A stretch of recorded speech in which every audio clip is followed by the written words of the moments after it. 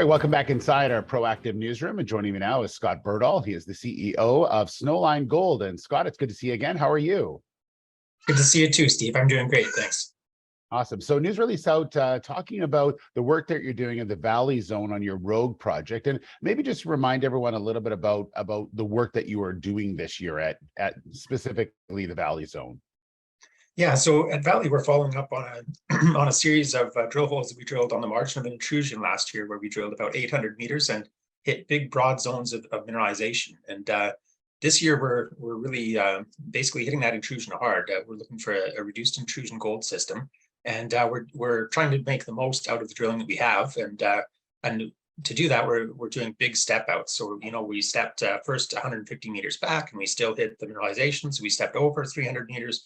We've stepped over another 300 meters, and we're drilling big fences across the intrusion at this point to really get a sense of the scale of the mineralized system. So this is obviously these step outs are working for you. Can you give us sort of a rough size of the furthest you've gone out and where you've seen mineralization? Yeah, so far we've really been focused on the width. We've drilled across about an 800 meter width of the intrusion. That seems to be how wide it is, at least where we're testing it. And then we've drilled about 700 meters of length, of strike length along this system, including the holes that we drilled last year.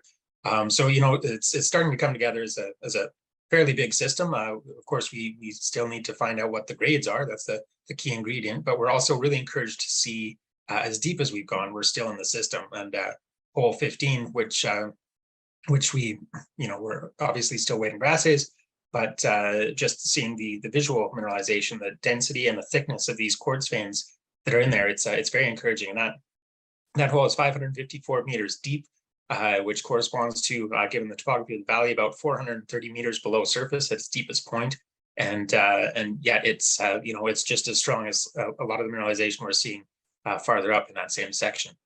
And Scott, are the labs fairly good on the results? When are you expecting some of these assays back? Because I know you're probably waiting for them as well. We definitely are. I was hoping we would have them back by around now, but the latest estimates put it into mid-August. So we're hoping that those will come together in the next few weeks, and we'll have a lot more to share.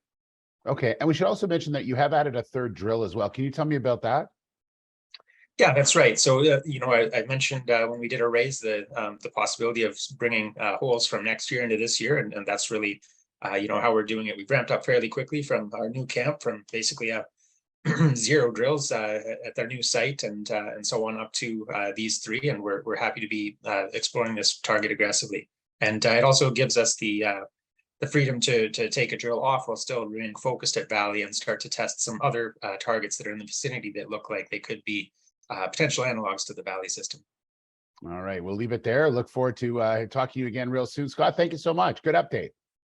All right, thanks a lot, Steve. All right, there's Scott Birdall, the CEO of Snowline Gold.